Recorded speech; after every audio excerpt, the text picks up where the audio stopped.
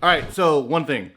I didn't win the Travis Scott Jordan 1s. That kind of sucks. The cool thing is, number two, I got an alternative. So we're gonna open up and see what's in here. All right, so here we are. We got this box. We're gonna open it up. And it's kind of neat that Nike is taking the renewable approach. I mean, we're kind of screwed in our trajectory. The fact that Nike is taking the better steps to do something environmentally friendly is pretty cool. So we got the box, and the cool thing is, it doesn't blatantly say Nike across the top. And that's kind of nice because with a release like this or any other hype release, you know that when you see that black strip, you're getting a Nike shoe. At the very least, it's not blatantly telling you, you got Travis Scott's coming. I'm not getting Travis Scott's. But that's besides the point. We are offsetting 100% of the carbon emissions for the shipment. For the most part, no one is gonna know what's in this box. There's a little ripped top right here. And the reason why I'm doing an unboxing is because, for those who don't know, with the off-white Nike Dunk Lot 50, I don't even know that's the name of it, you're literally allotted 1 out of 50 pairs. I don't like anything besides lot number 1, and everything else in between kind of sucks. Even lot 50, I know it's rarer because it's, you know, the only one. Yeah, we get it. Here we are, we have the box. It is Nike Sportswear. Beaverton, Oregon. Style number, I don't know what that means. Season FA21, so fall 21. TC code N2. What does that mean? Who knows? What I do know is, I'm excited. We'll take a look at the box.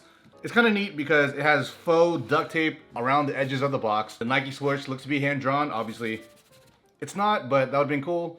And it has a lot of different kind of cool graphics along the sides and back. Plus these weird little punch outs. I don't really know what the lore is about having punch outs like this, but a lot of off-white products have these little holes. We're gonna open it up and see what we get. Out of lot 50, we take a look at the orange. I think it's orange, I don't know. The lighting's kind of fucky in here. We got the orange packaging, off-whites, and the big reveal for all the marbles.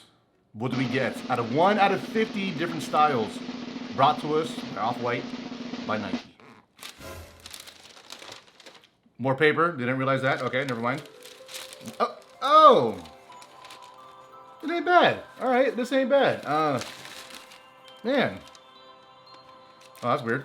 Got this little, oh. Not something I would personally design myself, but it's actually not that bad at all in terms of being an off-white Nike shoe. I do like the sail instead of white panels. That's kind of nice. I would much rather have it that way than white. I'm okay with it now. I'm actually way more okay with it than I thought I was going to be. The suede panels feel fine. Kind of that more rougher textured. Man, there's actually some nice premium leather. Very soft, very supple. And obviously you got the classic shoelaces as well as hoe laces. You got the quote unquote unfinished tongue. I don't really know what this whole thing is. Not bad, Nike, not bad. For those who don't know, I've been a sneakerhead since high school.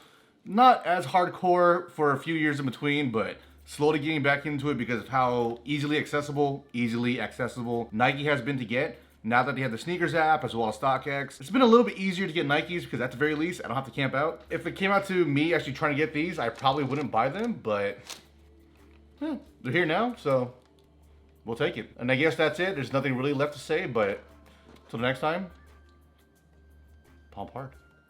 Whoosh.